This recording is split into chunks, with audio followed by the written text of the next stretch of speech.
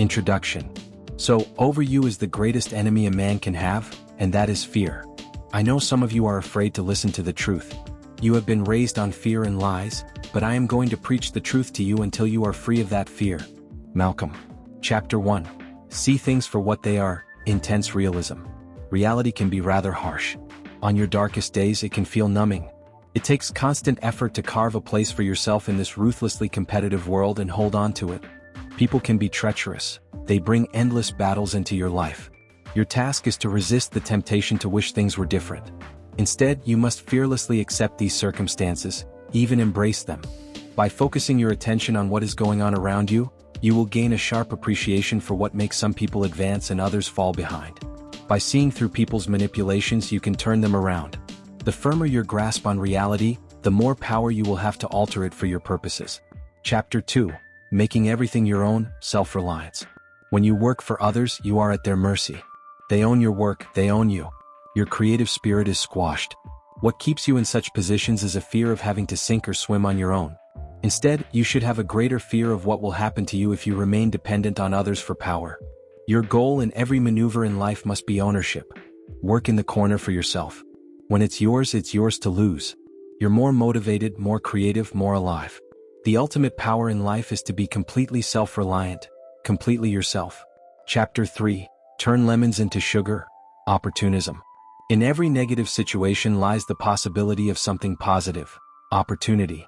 It's how you look at it that matters. Your lack of resources can be an advantage, forcing you to be more inventive with the little that you have. Losing a battle can allow you to frame yourself as the sympathetic underdog. Do not let fears make you wait for a better moment or become conservative. If there are circumstances you cannot control, make the best of them. It's the ultimate alchemy to transform all such negatives into advantages and power. Chapter 4. Keep moving, calculated momentum. In the present, there is constant change and so much we cannot control. If you try to micromanage it all, you lose even greater control in the long run. The answer is to let go and move with the chaos that presents itself to you. From within it, you will find endless opportunities that elude most people. Don't give others the chance to pin you down. Keep moving and change your appearance to fit the environment. If you encounter walls or boundaries, slip around them. Do not let anything disrupt your flow. Chapter 5. Know when to be bad. Aggression. You will always find yourself among the aggressive and passive-aggressive who seek to harm you in some way.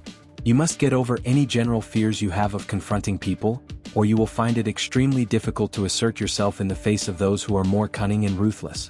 Before it is too late, you must master the art of knowing when and how to be bad, using deception, manipulation, and outright force at the appropriate moments. Everyone operates with a flexible morality when it comes to their self-interest. You are simply making this more conscious and effective. Chapter 6. Lead from the front. Authority. In any group, the person on top, consciously or unconsciously, sets the tone. If leaders are fearful and hesitant to take any risk, or overly concerned with their egos and reputation, then this invariably filters its way through the entire group and makes effective action impossible. Complaining and pressuring people to work harder has a counterproductive effect. You must adopt the opposite style. Inspire your troops with the proper spirit through your actions, not words. They see you working harder than anyone, holding yourself to the highest standards, taking risks with confidence, and making tough decisions. That inspires and binds the group together. In these democratic times, you must practice what you preach. Chapter 7. Know your environment from the inside out. Connection. Most people think first of what they want to express or make, then find the audience for their idea. You must work the opposite angle. Think first of the public you need to reach.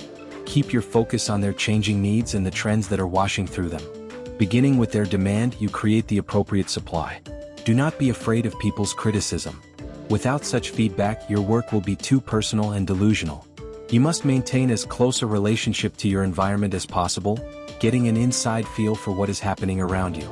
Never lose touch with your base. Chapter 8. Respect the process. Mastery. The fools in life want things fast and easy. Money, success, attention.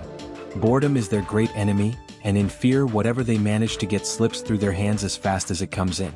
You, on the other hand, want to outlast your rivals. You are building the foundation for something that can continue to expand. To make this happen, you will have to serve an apprenticeship. You must learn early on to endure the hours of practice and drudgery, knowing that in the end, all of that time will translate into a higher pleasure. Mastery of a craft and of yourself. Your goal is to reach the ultimate skill level, an intuitive feel for what must come next. Chapter 9. Push beyond your limits, self-belief. Your sense of who you are will determine your actions and what you end up getting in life. If you see your reach as limited, that you are mostly helpless in the face of so many difficulties, that it's best to keep your ambitions low, then you will receive the little that you expect. Knowing this dynamic, you must train yourself for the opposite. Ask for more, aim high, and believe that you are destined for something great. Your sense of self-worth comes from you alone, never the opinion of others. With rising confidence in your abilities, you will take risks that will increase your chances of success. People follow those who know where they're going, so cultivate an air of certainty and boldness. Chapter 10. Confront your mortality, the sublime. In the face of our inevitable mortality, we can do one of two things. We can attempt to avoid the thought at all costs, clinging to the illusion that we have all the time in the world, or we can confront this reality, accept it, and even embrace it, converting our fear of death into something positive and active. In adopting such a fearless philosophy, we gain a sense of proportion, becoming able to separate what is petty from what is truly important. Knowing our days to be numbered, we have a sense of urgency and mission. We can appreciate life all the more for its impermanence. If we can overcome the fear of death, then there is nothing left to fear.